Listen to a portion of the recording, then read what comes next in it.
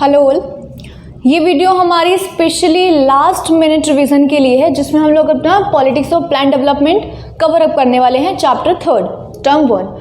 तो इस चैप्टर में मैं आपको वो चीज़ें बताऊंगी जो आपके एग्ज़ाम के लिए या बोल सकते हैं जो आपके लास्ट मिनट पढ़ने के लिए इम्पॉर्टेंट है। और इस चैप्टर में बेसिकली आप लोगों ने पढ़ा हुआ होगा कि इस चैप्टर में हम लोग किसके बारे में बात करें कि जब नेशन बिल्ड हुआ, जब इंडिया बना, तो उसके बाद हमारे पास 3 चैलेंजेस थे, जिसमें से एक चैलेंज था डेवलपमेंट। तो इस चैप्टर के पेज नंबर 1 यानी कि पेज नंबर 47 पे MOU के बारे में बताया हुआ है। और एक और चीज़, हम लोग कट टू कट बात कर रहे हैं, मतलब कि हम लोग कुछ एक्स्ट्रा इसमें नहीं पढ़ने वाले। जितना आपके लिए इंपॉर्टेंट है लास्ट मिनट के लिए, हम सिर्फ उतना ही पढ़ेंगे। तो फर्स्ट पहली चीज़ MOU के बारे में, which is memorandum of understanding. Memorandum of understanding June 2005 में बना, साइन हुआ। ये आपकी NCERT में मेंशन नहीं है दैट इट साइन इन जून 2005। तो MOU is memorandum of understanding. हुआ क्या था कि ग्लोबल डिमांड स्टील के लिए बढ़ने लगी थी, इंक्रीज हो रही थी। तो global demand for steel increased, और इंडिया में उड़ीसा पार्ट में अगर हम बात करें, it is one of the largest reserves of iron ore. तो इंडिया ने सोचा कि क्यों ना हम इसको यूटिलाइज करें अपने रिसोर्स को। देन इसी वजह से ये जो मेमोरेंडम ऑफ अंडरस्टैंडिंग था, ये साइन हुआ Korean company and the Orissa government. किसके बीच में साइन हुआ? कोरियन कंपनी और उड़ीसा गवर्नमेंट के बीच में साइन हुआ था। देन इसके साइन होने के बाद एक प्लांट लगाया गया नेम्ड पोस्को प्लांट। ये पोस्को प्लांट क्या था? ये POSCO plant Pohang Pohang iron and steel corporation limited था। ये भुवनेश्वर में लगाया गया। सेकेंड चीज, लेकिन क्या हुआ कि जब पोस्को प्लांट आया, अगर हम लोग सेंट्रल लेवल पे बात करें तो ये काफ़ी अच्छी चीज़ थी, लेकिन उड़ीसा के जो लोग थे उन लोगों को ये पसंद नहीं आया, क्योंकि उन्हें लगा कि क्योंकि अब उन्हें इस प्लांट के बाद वहाँ से डिस्प्लेस होना पड़ता। तो इसीलिए more than 100 men and women protested. तकरीबन 100 आदमी और औरतों से ज़्यादा, 100 से ज़्यादा आदमी और औरतों ने जो है वहाँ पे प्रोटेस्ट किया। And the demonstration was organised by the Rashtriya Yuva Sangathan and the Navnirman समिति। तो इस टॉपिक में से अगर हम MOU के बारे में बात करें तो आपके कितने क्वेश्चंस बन सकते हैं? First, MOU with a memorandum of understanding which was signed in June 2005. Second, ये क्यों हुआ था? क्योंकि ग्लोबली स्टील की डिमांड बढ़ रही थी एंड इंडिया में, उड़ीसा में it is one of the largest reserves of iron ore. हमारे पास उड़ीसा पार्ट की अगर हम बात करें तो one of the largest reserve iron ore है। देन ये साइन किसके बीच में हुआ था? It was signed between the Korean company and the India and the Orissa government. Then इसके साइन होने के बाद पोस्को प्लांट इंडिया में लगाया गया भुवनेश्वर में, और डिस्ट्रिक्ट थी जगत सिंहपुर, जिसमें कि पोस्को की फुल फॉर्म क्या है? Pohang iron and steel corporation limited. And after that लगभग 1 साल के बाद में 100 से ज़्यादा आदमी और औरतों ने प्रोटेस्ट की, और ये जो प्रोटेस्ट था it was organised by the Rashtriya Yuva Sangathan and the Navnirman Samiti. Done. Page turn करेंगे, पेज नंबर 48 पे दिया हुआ है what is left and what is right, एक बॉक्स में दिया हुआ है। तो लेफ्ट और राइट को हम लेफ्ट लीनिंग और राइट लीनिंग भी बोल सकते हैं, या फिर आइडियोलॉजी भी बोल सकते हैं। तो ये क्या है? बेसिकली हमारी 2 आइडियोलॉजीज हैं। तो पहले हम लोग लेफ्ट की बात कर लेते हैं। लेफ्ट आइडियोलॉजी क्या है? It often refers to those who are in favor of poor, downtrodden sections and support government policies for the benefits of these sections। मतलब कि वो लोग जो लेफ्ट आइडियोलॉजी के हैं वो हमेशा या ज़्यादातर वो ज़्यादातर जो है पुअर और जो इतने भी हमारे डाउनट्रोडन सेक्शंस हैं उनके बारे में सोचेंगे, और अगर गवर्नमेंट उनके फेवर में कोई पॉलिसी बनाती है तो they will support that. Then next अगर हम लोग राइट की बात करें तो राइट कौन होते हैं? Right refers to those who believe that free competition and market economy alone ensure the progress. कि अगर हम लोग फ्री मार्केट रखें या हम लोग क्या करें, फ्री कंपटीशन या मार्केट इकोनॉमी रखें, तो ये 2 चीज़ें ही काफ़ी हैं हमारे देश का डेवलपमेंट करने के लिए। तो what is the difference between left and right? कि लेफ्ट सेक्शन जो लेफ्ट आइडियोलॉजी वाले लोग हैं वो लोग डाउन ट्रोडन और पुअर सेक्शंस के बारे में सोचते हैं, और जो राइट लोग हैं वो लोग ये देखेंगे कि फ्री कंपटीशन हो और मार्केट इकोनॉमी हो, and both the things alone can ensure progress. ये दोनों चीज़ें ही हमें प्रोग्रेस कर सकती है हमारे देश में। देन नेक्स्ट बात करते हैं आइडियाज़ ऑफ डेवलपमेंट। उसी पेज पे जिस पे ये था, पेज नंबर 48 पे ही नीचे दिया हुआ आइडियाज़ ऑफ डेवलपमेंट हेडिंग है। तो हम लोग बात कर रहे थे डेवलपमेंट है क्या। पहली तो चीज़ आप सबको पता है कि हमने 10th क्लास में भी एक बार रिपीट किया था दैट हर किसी के लिए डेवलपमेंट का मतलब अलग अलग होता है। फॉर एग्जाम्पल अगर हम इसी की बात कर लें तो पोस्को प्लांट आना was a development for industrialist, but for the people who were living in that particular district it was not development for them. ठीक है, वो उनके लिए डेवलपमेंट नहीं था। तो यानी कि different people can have different developmental goals. अलग अलग लोगों के अलग अलग डेवलपमेंटल गोल्स हो सकते हैं। नाउ आइडिया ऑफ डेवलपमेंट की बात करते हैं कि उस टाइम पर आइडिया ऑफ डेवलपमेंट क्या था। It was about becoming modern. Development का मतलब क्या था, ज़्यादा मॉडर्न बनना, और मॉडर्न का मतलब क्या था, it was about becoming like the industrial countries like in the west. जैसे हमारी वेस्ट की कंट्रीज हैं इंडस्ट्रियलिस्ट, उसकी तरह बनना हमारा क्या था, मतलब डेवलपमेंट था। देन क्या हुआ कि हमारे पास डेवलपमेंट करने के भी दो मॉडल्स थे, क्योंकि हम लोग बात कर रहे हैं उस टाइम की जब इंडिया बना था। तो हमारे सामने क्या था कि दो चीज़ें थी, हमारे पास दो मॉडल थे। या तो हम लिबरल कैपिटलिस्ट मॉडल को अपना लें या फिर सोशलिस्ट मॉडल को अपना लें। लिबरल मतलब कि बैरियर्स वगैरह का ना होना, और कैपिटलिस्ट मतलब कि जिसमें स्टेट ओनरशिप होती है, पर्टिकुलर प्राइवेट ओनरशिप होती है। तो लिबरल कैपिटलिस्ट की बात करें, it was as of much in Europe and US, जो कि ज़्यादातर यूरोप के पार्ट्स में था और यूएस के पार्ट और यूएस में था। देन हमारे पास ऑप्शन था सोशलिस्ट मॉडल, जो कि यूएसएसआर में था। डन। अब कहने को हम बोल सकते हैं कि इंडिया ने सोशलिस्ट मॉडल को अपनाया, लेकिन इन एक्चुअल अगर हम बात करें कुछ टाइम के बाद, इंडिया ने ना सोशलिज्म को अपना सोशलिस्ट मॉडल को अपनाया और ना ही लिबरल कैपिटलिस्ट को।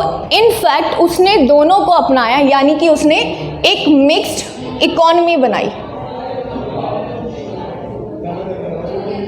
एक ऐसी इकोनॉमी जिसमें कुछ फीचर्स लिबरल कैपिटलिस्ट के थे और कुछ फीचर्स सोशलिस्ट मॉडल के थे। देन पेज टर्न करेंगे और फर्स्ट पैराग्राफ में लाइन दी हुई है Bombay plan. So what was that? In 1944 जो बिग इंडस्ट्रियलिस्ट थे, कुछ बिग इंडस्ट्रियलिस्ट जो थे, वो लोग एक जगह गैदर हुए और उन्होंने एक जॉइंट प्रपोजल साइन किया। 1944 में साइन किया। वो जो जॉइंट प्रपोजल था उसका नाम क्या था? बॉम्बे प्लान था। तो बॉम्बे प्लान क्या है? A section of big industrialist got together in 1944 and drafted a joint proposal for setting up a planned economy in the country। Basically हम ये बोल सकते हैं कि अगर वो इंडस्ट्रियलिस्ट हैं तो वो चाहेंगे कि फ्री कंपटीशन हो या एक फ्री मार्केट हो, ठीक है। लेकिन क्या हुआ, जो बिग इंडस्ट्रियलिस्ट थे उन लोगों ने क्या किया, एक ऐसा प्रपोजल बनाया जिसमें प्लान्ड इकोनॉमी के बारे में था। अब प्लान्ड इकोनॉमी क्या है, या हम बोल सकते हैं कि बॉम्बे प्लान का मेन एम क्या था। मैं रिपीट करिए, बॉम्बे प्लान साइन हुआ था 1944 में, एक प्लान्ड इकोनॉमी जिसमें बनाया गया था उस जॉइंट प्रपोजल में। उसका मेन एम क्या था? That they wanted the state to take major initiatives and in industrial and the other economic investment, की जितने भी हमारी जो मेजर इनिशिएटिव्स हों वो स्टेट ले हमारी। डन। तो it was all about Bombay plan. Then आप लोग पेज टर्न करोगे and very important for this chapter, planning commission. Planning commission की बात कर लेते हैं। क्या हुआ कि प्लानिंग कमीशन इंडिया में बना था मार्च 1950 में, if I am right, yes 1950 में वो बना था by a simple resolution of GOI, government of India. तो planning commission setup in March 1950 by a simple resolution by of the government of India. ध्यान रखना, it was a simple resolution, it was, वो कोई act नहीं था या वो कोई कॉन्स्टिट्यूशनली कुछ नहीं बनाया गया था। डन। देन उसको रिप्लेस कर दिया गया by government of India with a new institution named NITI Aayog, जिससे आप लोग फेमिलियर हैं ऑलरेडी। और ये कब बना था? 1 जनवरी 2015। ध्यान रखना है, नीति आयोग के पहले प्लानिंग कमीशन था जिसको रिप्लेस कर दिया गया एक इंस्टीट्यूशन से named NITI Aayog. Full form is national institution for transforming India. Done. अब नीति आयोग बनाने का मोटिव क्या था? मोटिव था कोऑपरेटिव फेडरेशन को प्रमोट करने का। कोऑपरेटिव फेडरेशन क्या आता है? कोऑपरेटिव फेडरेशन है कि फेडरल गवर्नमेंट और स्टेट गवर्नमेंट के बीच में एक फ्लेक्सिबल रिलेशनशिप बनाना कि दोनों आपस में मिलकर के कोऑपरेट कर सकें, ठीक है। तो it was a cooperative federation, इसका मोटिव था। देन मैं फिर से रिपीट कर रही हूँ, हम सिर्फ उतना ही पढ़ेंगे जितना आपके एग्जाम के लिए इंपॉर्टेंट है, उसका एक्सप्लेनेशन मैं आपको ज़्यादा नहीं दे रही हूँ इस वीडियो में। तो अगर हम लोग नीति आयोग की बात करें तो इसके जो चेयरपर्सन है इज पीएम। प्लानिंग कमीशन के भी जो चेयरपर्सन थे वो पीएम ही थे और नीति आयोग के भी जो चेयरपर्सन है वो पीएम ही है। इट मीन्स यानी कि हमारा first chairperson of NITI Aayog या बोल सकते हैं प्लानिंग कमीशन के कौन थे? पंडित जवाहरलाल नेहरू। और अगर हम लोग अभी की बात करें, अभी कौन है इन करंट बात करें तो Narendra Modi. Then vice chairperson की बात करते हैं। रिमेंबर, आप लोगों को कंफ्यूज नहीं होना है कि चेयरपर्सन पीएम है and vice chairperson is appointed by the PM, कि जो वाइस चेयरपर्सन होगा वो अपॉइंटेड बाय पीएम होगा। देन नेक्स्ट अगर हम बात करें नीति आयोग की ही, तो नीति आयोग में 2 हब्स हैं, ये आपके एनसीईआरटी में मेंशन नहीं है लेकिन इसके एग्जाम में क्वेश्चन आ रहे हैं, ठीक है। तो आप लोगों को इस पर ध्यान देना है। तो क्या था? नीति आयोग के 2 हब्स हैं, team India hub and knowledge and innovation hub. Important क्या है आपके लिए अभी? नॉलेज एंड इनोवेशन हब की अगर हम बात करें तो इसको हम लोग थिंक टैंक भी बोल सकते हैं। तो यानी कि नीति आयोग हमारे लिए क्या है? It works as an think tank, ये हमारे लिए थिंक टैंक की तरह काम करता है। Done, okay. आप इसको मैं उम्मीद करूंगी कि आप लोग अपने साथ के साथ उसको मार्क करते चलेंगे।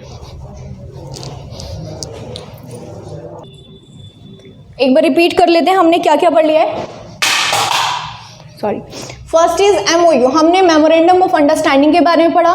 देन सेकंड हम लोगों ने लेफ्ट और राइट लीनिंग या आइडियोलॉजीज के बारे में पढ़ा। Then we read about ideas of development, models of modern development. Then हम लोगों ने बॉम्बे प्लान के बारे में पढ़ा एंड देन 6th यानी कि प्लानिंग कमीशन या नीति आयोग के बारे में पढ़ा। आगे चलते हैं, ओके, कंटिन्यू करते हैं page number 51, the early initiative से। इसमें हम लोग किस बारे में बात करें? FYP के बारे में बात कर रहे हैं, विच इज 5 ईयर प्लान। हम लोग 5 ईयर प्लान के बारे में बात कर रहे हैं। अब पहली चीज की 5 ईयर प्लान है क्या? तो government of India prepares a document that has plan for all it's income and expenditure, कि गवर्नमेंट ऑफ इंडिया एक डॉक्यूमेंट प्रिपेयर करती है जिसमें उसकी इनकम और एक्सपेंडिचर के बारे में लिखा होता है फॉर द नेक्स्ट 5 ईयर, जो कि नेक्स्ट 5 ईयर्स के लिए होता है, इसीलिए it is called 5 year plan. पहली चीज, 5 ईयर प्लान इंडिया में आना was based on the USSR में ऐसे पहले था, तो उसी का आइडिया हम लोगों ने लिया और FYP बनाया, which is the government of India prepares a document that has plan for all it's income and expenditure for the next 5 years. और आपके पेज पे 2 पिक्चर्स दी हुई हैं, एक लेफ्ट और एक राइट में।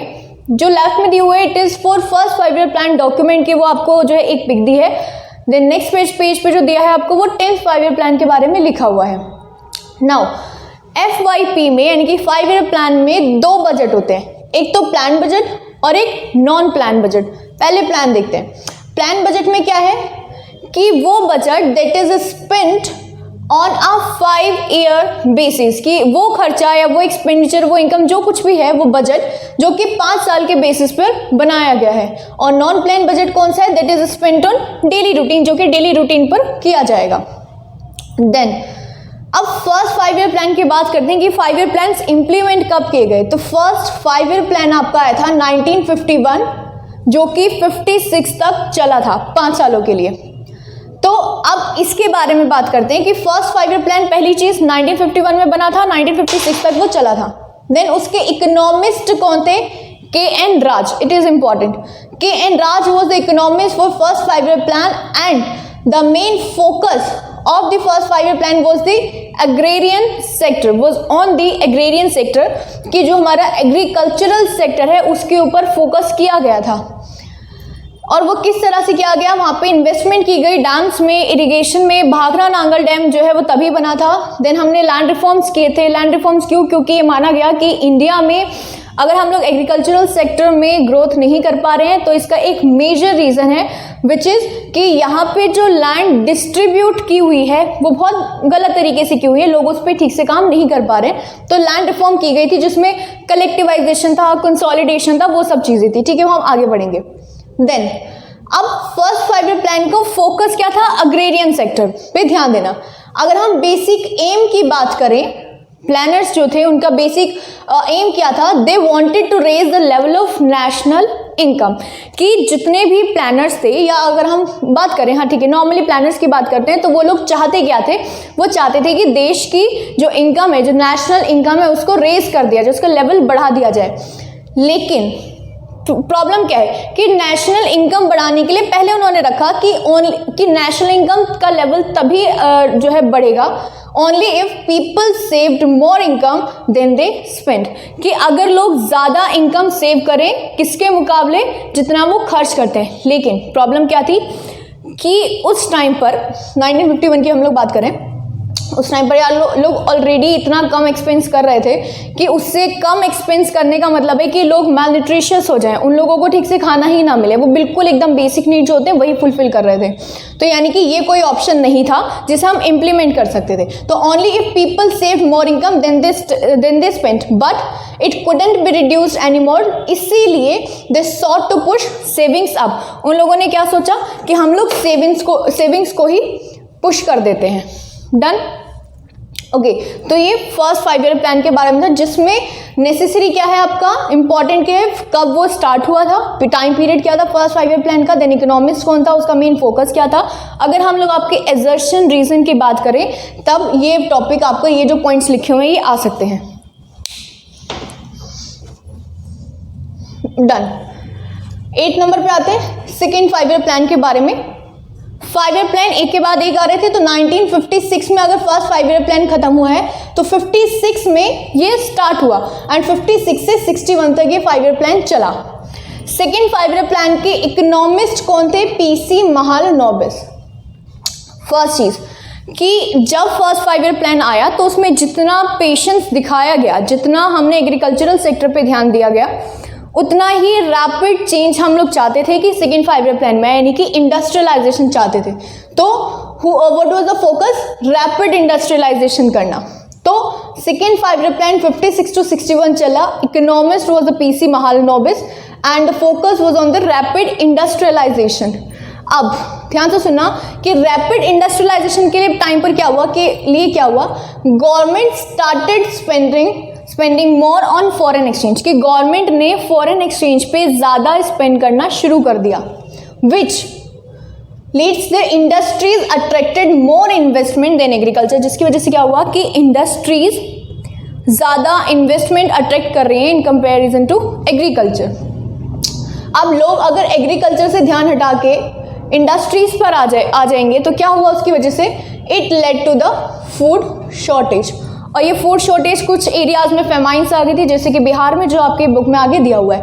तो सेकेंड 5 ईयर प्लान में क्या हुआ, रैपिड इंडस्ट्रियलाइजेशन के लिए government spend more on foreign exchange, जिसकी वजह से industries attracted more investment than agriculture. Agriculture से ज़्यादा इन्वेस्टमेंट जो है इंडस्ट्रियल सेक्टर ने अट्रैक्ट कर लिया and it led to the food shortage.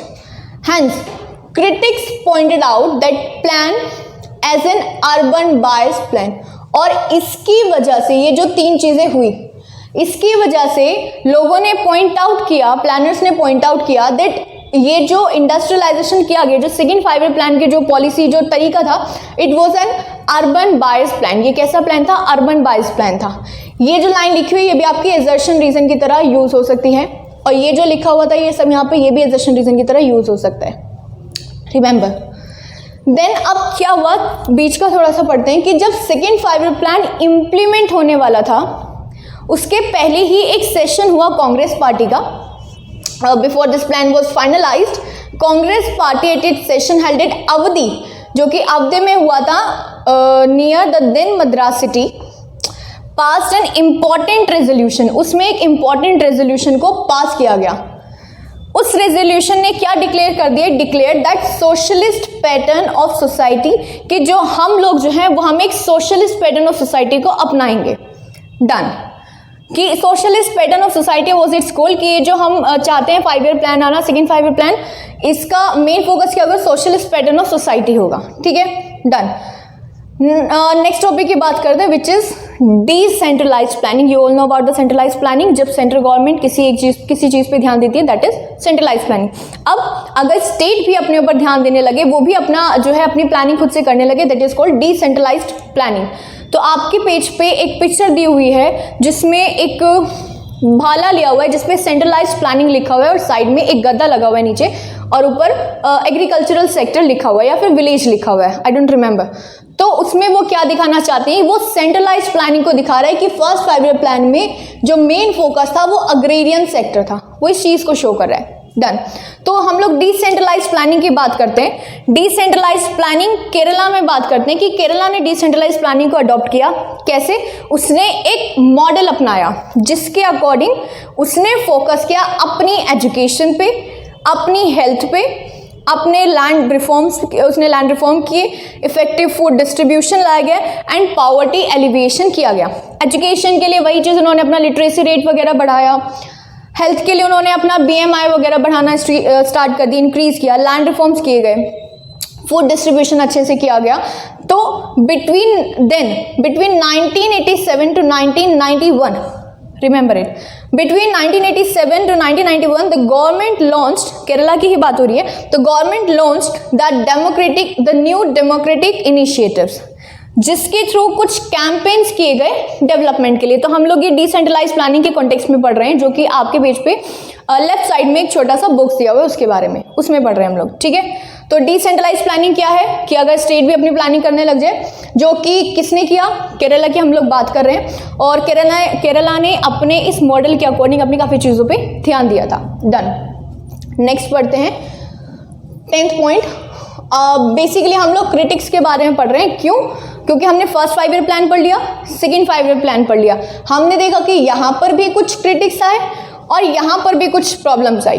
तो इन दोनों चीज़ों के बारे में हम लोग पढ़ रहे हैं, जो कि ये क्रिटिक्स आपके सारे एजर्शन रीजन की तरह आ सकते हैं, इसको नोट करना।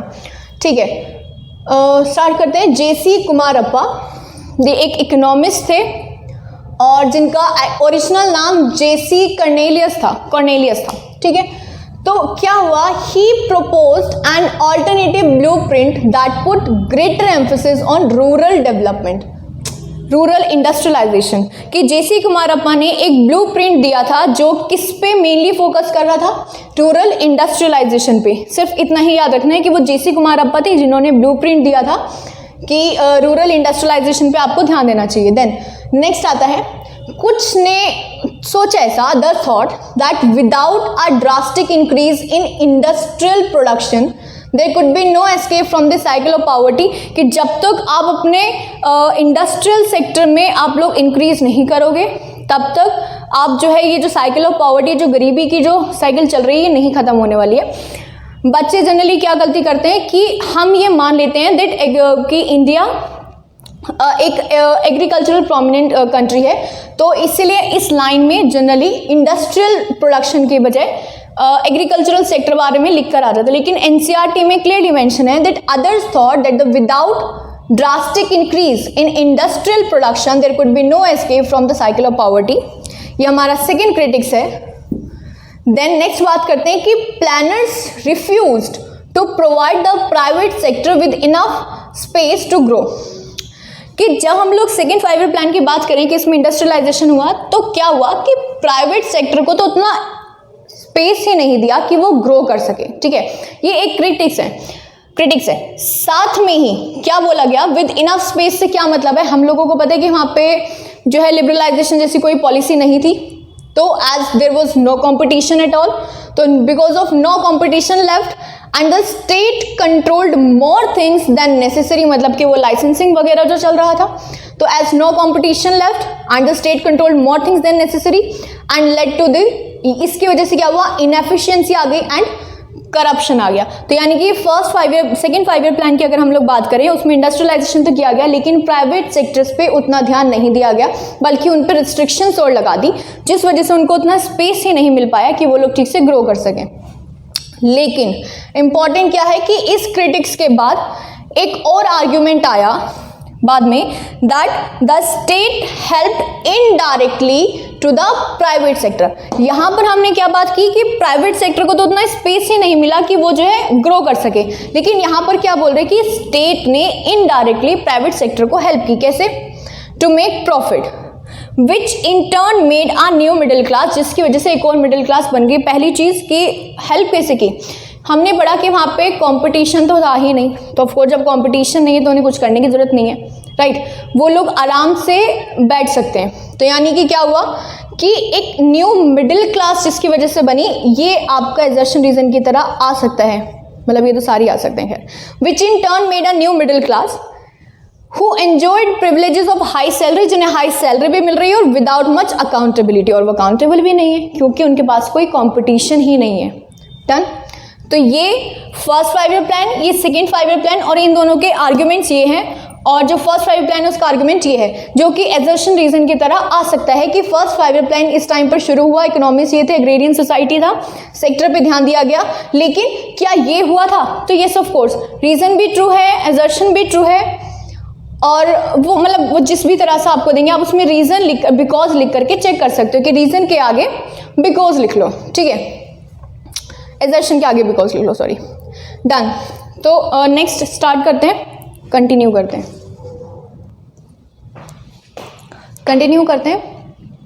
11th पॉइंट हमारा government campaigns reaches the village. इसमें हम लोग क्या बात करें, दैट हमने अभी पढ़ा था कि फर्स्ट 5 ईयर प्लान में जो कुछ भी हुआ, उसके बाद जब सेकेंड 5 ईयर प्लान आया तो उसकी वजह से फूड शॉर्टेज हो गई थी। तो हम वहीं से स्टार्ट करते हैं। आपके पेज पे ऊपर एक पैराग्राफ दिया हुआ है जिसमें एक एडवर्टाइजमेंट के बारे में बात की, जो कि शिवपालगंज में काफ़ी फेमस हुई थी। एक बार उस एडवर्टाइजमेंट का डिस्क्रिप्शन देखो। The advertisement shows that a farmer with advertisement shows a farmer with turban wrapped around his head, कि जिसमें उसने एक टर्बन बांधी हुई अपने सर पे, इयरिंग्स पहने हुए हैं, एंड ए किल्टेड जैकेट, मतलब कि वो एम्ब्रॉयडरी जैकेट पहनी हुई है, cutting a tall crop of wheat with a sickle, और उसने एक लंबी सी क्रॉप को काट के अपने हाथ में पकड़ा हुआ है व्हीट की एक खुरपी से। And a women was standing behind him very please with her self, एक औरत उसके पीछे खड़ी है, बड़ी खुश है वो अपने आप में, and laughing like an official from the department of agriculture, और वो ऐसे हंस रही है जैसे एग्रीकल्चर डिपार्टमेंट की कोई ऑफिशियल हो। डन। तो अब ये क्या था, हम ये बात करते हैं। हमने पढ़ा कि फूड शॉर्टेज हो रही थी। फूड शॉर्टेज क्यों हो रही थी? क्योंकि लोग एग्रीकल्चर की बजाय इंडस्ट्रियल सेक्टर पे जो है अट्रैक्ट होने लगे थे। तो इसलिए इंडिया में ऐसा माना गया, ऑब्वियस सी चीज़ है कि जब भी आपको किसी चीज़ को प्रमोट करना है तो आप उसकी एडवर्टाइजमेंट करते हो। तो ग्रेन्स को ज़्यादा उगाने के लिए भी एडवर्टाइजमेंट की गई, जिसमें हिंदी और इंग्लिश दोनों में लिखा हुआ था ग्रो मोर ग्रेन्स। क्यों? ताकि जिन्हें हिंदी पढ़नी आती है वो हिंदी में समझ सके, जिन्हें इंग्लिश पढ़नी आती है वो हिंदी में समझ सके, इंग्लिश में, और जिन्हें नहीं ही आता है पढ़ना वो एटलीस्ट ये डिस्क्रिप्शन देखकर समझ सके कि हाँ, कि अगर हम लोग भी अपना जो है ज़्यादातर ग्रेन्स उगाएंगे तो हमें उसका फ़ायदा मिल सकता है। तो हेंस उसका फ़ायदा हुआ भी, वहाँ पे जो है लोगों ने वापस से एग्रीकल्चरल एक्टिविटी को थोड़ा बढ़ाना शुरू कर दिया था। डन। लैंड रिफॉर्म्स की बात करते हैं। हमें पता है कि लैंड रिफॉर्म्स में क्या हुआ था, कलेक्टिवाइजेशन, कंसोलिडेशन, सीलिंग एक्ट वहाँ पर आ गया था। तो कंसोलिडेशन से बात करते हैं। कंसोलिडेशन क्या होता है? छोटे छोटे पीसेस को ला करके एक बड़ा पार्ट बना देना। तो यानी कि bringing small pieces of land together in one place so that the farm size could become more viable for agriculture, ताकि वो जो फार्म का साइज है वो और ज़्यादा वायबल बन सके एग्रीकल्चरल एक्टिविटी के लिए। Then here is a ceiling act. Ceiling act क्या था? It was an upper limit. ध्यान रखना आप लोगों को, एक अपर लिमिट थी, लोअर लिमिट नहीं थी, कि आप एक अपर लिमिट थी कि इससे ज़्यादा कोई अपने पास लैंड नहीं रख सकता है। तो ceiling act put an upper limit to how much agricultural land one person could own, कि एक इंसान कितना एग्रीकल्चरल लैंड अपने पास रख सकता है। लैंड रिफॉर्म में सिर्फ इतना ही है। देन हम लोग फूड क्राइसिस की बात करते हैं कि फूड शॉर्टेज की वजह से फूड क्राइसिस आई। क्या हुआ? 1965 to 67 में काफ़ी सारे ड्रॉट आ गए थे, जिस वजह से कुछ काफ़ी पार्ट्स में ड्रॉट आ गए थे, जिसमें जो एक्यूट एरिया था वो बिहार था, जिसमें फैमाइन की सिचुएशन बन गई थी। बिहार के बारे में देखते हैं। इन टर्म्स ऑफ कैलोरीज की बात करें तो food calories dropped from 2200 per capita per day to as how much, to as low as 1200। कि लोग पहले कैलोरी इनटेक 2000 था, अब वो कम होकर के 1200 हो गए, जबकि रिक्वायर्ड 24,050 होता है, यानी कि एक पर्सन को पर डे में 2450 कैलोरीज इनटेक करनी चाहिए, जो कि ऑलरेडी 2200 थी और इस फेमाइन की वजह से और कम हो गई, इनकी 1200 ही पहुंच गई। डन। देन वहां पे जो डेथ रेट था, डेथ रेट की अगर हम बात करें 1967 was 34% higher than the number of deaths that occurred in the following year. जो भी अभी तक डेथ हो रही थी उससे 34% ज़्यादा डेथ होनी शुरू हो गई थी।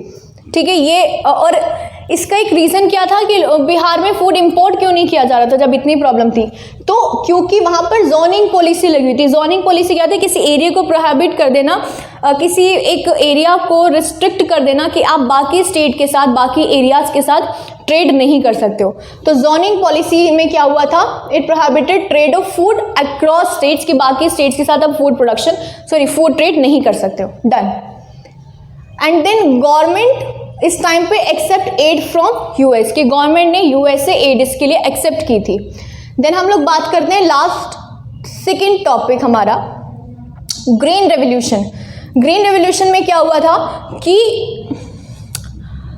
ज़्यादा से ज़्यादा प्रोडक्शन करने के लिए एक रेवोल्यूशन की गई, नेम ग्रीन रेवोल्यूशन, जिसमें कि सब्सिडीज दी गई पेस्टिसाइड्स पे, फर्टिलाइजर्स पे, HYV सीड्स को वहाँ पर इंट्रोड्यूस किया गया। HYV सीड्स की फुल फॉर्म क्या है, high yielding variety seeds. Done. और Punjab, Haryana and western Uttar Pradesh became agriculturally prosperous, कि वो जो एरिया से वो एग्रीकल्चरली प्रॉस्पेरस हो गए थे। तो Punjab, Haryana, western Uttar Pradesh became agriculturally prosperous. तो क्या हुआ, वो जो एरिया से वो एग्रीकल्चरली प्रॉस्पेरस हो गए थे आफ्टर ग्रीन रेवोल्यूशन। देन हमारी एक और रेवोल्यूशन थी, वाइट रेवोल्यूशन, जिसको ऑपरेशन फ्लड भी कहा गया। क्या था इसमें, एक आदमी है जिसका नाम है वर्गीज कुरेन, इंपॉर्टेंट है, Verghese Kurien, nick named as milk man of India. इसको क्या निक नेम दिया गया था, milk man of India. And he played crucial role in the story of Gujarat cooperative milk. इसने गुजरात कोऑपरेटिव मिल्क में काफ़ी इंपॉर्टेंट रोल प्ले किया था एंड मार्केटिंग फेडरेशन लिमिटेड में भी किया था। देन इसी के बारे में आगे पढ़ते हैं। आपने अमूल का एड सुना होगा पहले, अटरली बटरली डिलीशियस, ये जिंगल उसमें दिया हुआ था। तो it was based in Anand, a town in Gujarat, and Amul is a dairy cooperative movement joined by about 2.5 million producers in Gujarat. Gujarat में तकरीबन 2.5 million producers ने उसे ज्वाइन किया। And Amul pattern became appropriate, uniquely appropriate model for rural development, कि वो rural development के लिए काफ़ी एप्रोप्रिएट एक डिसीजन था। और ये जो तरीका था, ये जो अमूल जो पैटर्न चला था वो क्या था, ही एलिमिनेटेड मिडलमैन। उन्होंने मिडलमैन को एलिमिनेट कर दिया था और प्रोड्यूसर्स को एक फिक्स्ड सैलरी, एक हाई फिक्स्ड सैलरी देना स्टार्ट कर दिया था। तो this was all about your chapter except one thing. एक लास्ट में आपको जो है एक डायग्राम दिया हुआ है, लेट मी शो यू, जिसमें नेहरू जी जो हैं वो एक जगह पर खड़े होकर के लोगों को समझा रहे हैं। ये वाला है, लास्ट पेज है 62, आप लोग देख सकते हो। इसमें नेहरू जी क्या बोल रहे हैं, वहाँ पे काफ़ी सारे लोग, कुछ लोग बैठे हुए हैं, वो ने बोल रहे हैं कि अभी तो हमारे पास खाना नहीं है, पर जल्दी ही हमारे पास खाना होगा, तब तक आप ये थोड़ा लिटिल स्नैक से काम चला लीजिए। तो ये किस टाइम की बात कर रहे हैं, ये उस फेमाइन के टाइम की बात कर रहे हैं जब फूड ग्रेन्स कम होने लग गए थे। तो ही सेड कि अभी हमारे पास सिर्फ स्नैक्स है, तो अभी आप इससे अपने आप को एंजॉय कराइए, बाकी कुछ टाइम के बाद हमारी सिचुएशन ठीक हो जाएगी। नाउ इस चैप्टर में एक और डायग्राम दिया हुआ है, page number 56, which is showing that Nehru ji is trying to balance the private sector and public sector, which is showing the decentralise planning. हम बोल सकते हैं कि प्राइवेट और पब्लिक सेक्टर दोनों को जो है मैनेज करने की कोशिश करें, सॉरी डिसेंट्रलाइज नहीं, एक मिक्स्ड इकोनॉमी दिखाना चाह रहे हैं कि ना ही हम सोशलिस्ट हैं ना ही हम कैपिटलिस्ट हैं, हम प्राइवेट और पब्लिक सेक्टर को जो है बैलेंस करके रखना चाहते हैं। डन। एक बार एनसीईआरटी क्वेश्चंस भी देखेंगे इस चैप्टर में, जितना इंपॉर्टेंट था। I told you everything. मैं उम्मीद करती हूँ कि अगर इस चैप्टर में से आपके 5 क्वेश्चंस भी आते हैं तो वो 5 आप सही टिक करके ही आ सकते हो, ठीक है, प्रोबेबिलिटी ज़्यादा है उसकी, पॉसिबिलिटी। ओके, सो एनसीईआरटी क्वेश्चंस देखते हैं एक बार। क्वेश्चन नंबर फर्स्ट दिया हुआ है, which of these statements about the Bombay plan is incorrect. तो मैं क्लियरली आंसर बता रही हूँ। First, it was a blue print for India's economic future, obviously not, वो कोई ब्लू प्रिंट नहीं था। ब्लू प्रिंट के बारे में हमने JC कुमारप्पा के बारे में पढ़ा था। Done. Second question is which of the following ideas didn't form part of the early phase of India's development policy, कि इंडिया की जो डेवलपमेंट पॉलिसी अर्ली फेज में इनमें से क्या चीज़ नहीं थी। तो फर्स्ट इज प्लानिंग, प्लानिंग तो हमने की थी। Then B is liberalisation, barriers को हटा देना। Then C cooperative farming and the last option is self sufficiency. तो of course the answer is liberalism, क्योंकि उस टाइम पे लिबरलिज्म नहीं था। इनफैक्ट हम लोगों ने लाइसेंसिंग और काफ़ी रिस्ट्रिक्शंस भी लगा दी थी इम्पोर्ट पे, टैरिफ लगा करके। Then third question is the idea of planning in India was drawn from the Bombay Plan, the experiences of the Soviet bloc countries means USSR, and Gandhian vision of society and demand by peasant organizations। तो answer is all of these, कि Gandhian vision of society जो था वो भी अपनाया गया था, और जो पीजेंट ऑर्गेनाइजेशन की जो डिमांड थी वो सब कुछ भी दिमाग में रखा गया था और उसे इम्प्लीमेंट भी किया गया था। Then fourth question, match the following में, ये आप लोग कर सकते हो वैसे तो। चरण, सबसे पहले हम लोग PC महाल नोबिस की बात करते हैं, तो उसका रिलेशन ऑब्वियसली इंडस्ट्रियलाइजेशन से है। देन बिहार फेमाइन की बात करें तो जोनिंग में हम कर सकते हैं, हमने जोनिंग पॉलिसीज के बारे में पढ़ा। देन वर्गीज कुरेन की अगर हम लोग बात करें तो ही वॉज मिल्क कोऑपरेटिव में हम उसको मैच कर सकते हैं, means fourth. And the last one is Charan Singh which relates to the farmers. Then CBSE ने जो अपना सैम्पल पेपर दिया है उसमें कुछ क्वेश्चंस इस चैप्टर के दिए हुए हैं, तो एक बार उन्हें डिस्कस कर लेते हैं। सबसे पहले क्वेश्चन नंबर 3 देखोगे आप उसमें अपना सैम्पल पेपर में। क्वेश्चन नंबर 3 है that who appoints the vice chairperson of NITI Aayog. NITI Aayog के वाइस चेयरपर्सन को कौन चूज करता है? तो हमने पढ़ा था कि उसे PM चूज करता है, और चेयरपर्सन कौन होता है? प्राइम मिनिस्टर बाय हिमसेल्फ होता है, ठीक है। देन फिफ्थ क्वेश्चन, मैं आपको नंबरिंग एकदम ठीक बता रही हूँ, आप सीधा क्वेश्चन चेक कर सकते हो, ढूंढने की जरूरत नहीं है। So then question number 5, the dash policy has been adopted by Niti Aayog, कि कौन सी पॉलिसी नीति आयोग ने अडॉप्ट की थी? तो it was make in India, not made in India, makeup India, बहुत सारे ऑप्शन दिए हैं, वो नहीं है, बल्कि मेक इन इंडिया है। देन 37th क्वेश्चन आप लोग देखोगे तो Niti Aayog serves as a think tank, हमने पढ़ा था, टू प्रमोट डैश फेडरेशन। तो कौन सा फेडरेशन था? इट वाज कोऑपरेटिव फेडरेशन, जिसमें कि एक फ्लेक्सिबल रिलेशनशिप बनाई जाती है between centre and state government. तो Niti Aayog serves as a think tank to promote cooperative federation where government acts as a facilitator with the help of technology, means option C is correct. Then question number 38, why was the planning commission replaced by the NITI Aayog?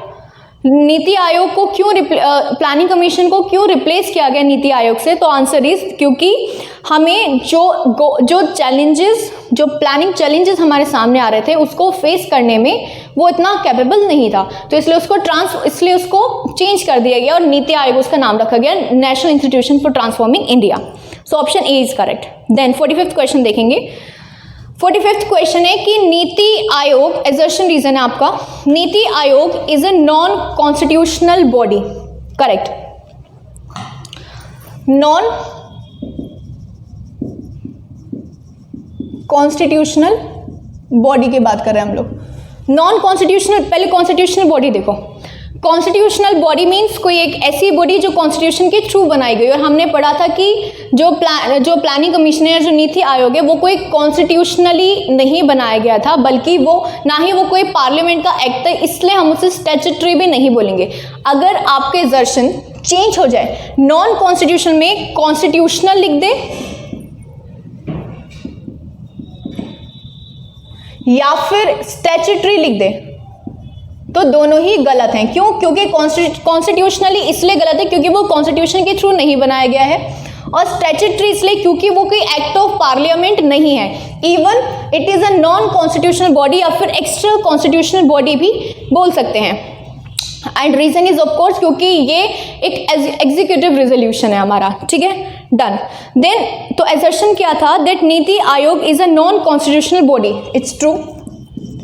तो assertion is true.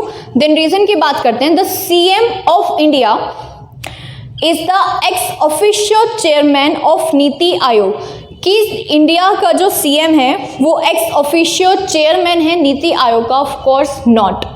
CM नहीं है. CM उसकी एक regional council बनाता है जिसमें हर state के CM को इंक्लूड किया जाता है. लेकिन अगर हम लोग एक्स ऑफिशियो की बात करें,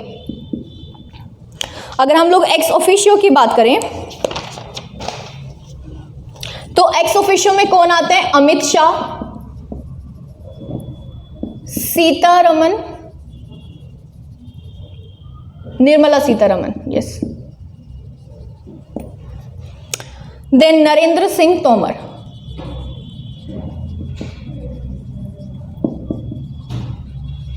एंड राजनाथ सिंह. कोविंद मत लिख देना कोई. तो ये क्या है? हमारे एक्स ऑफिशियो हैं Amit Shah, Nirmala Sitharaman, Narendra Singh Tomar and Rajnath Singh.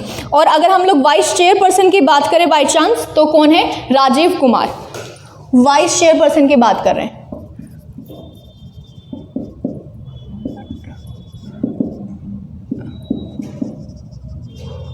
Rajiv Kumar. That's it. तो इस चैप्टर में जितने भी टॉपिक्स थे, चाहे वो एग्जर्शन रीजन के लिए हो, चाहे वो 1 मार्क नॉर्मल MCQs के लिए हो, हम लोगों ने सब कवर अप कर लिए इस वीडियो में. देन हमने NCERT क्वेश्चंस देख लिए आपके MCQ, और जो CBSE का सैम्पल पेपर था उसमें जो 5-6 क्वेश्चंस आपके दिए हुए थे इस चैप्टर में से, हमने वो भी कवर कर लिए. आई होप आपको ये वीडियो काफ़ी हेल्पफुल लगे. Thanks all.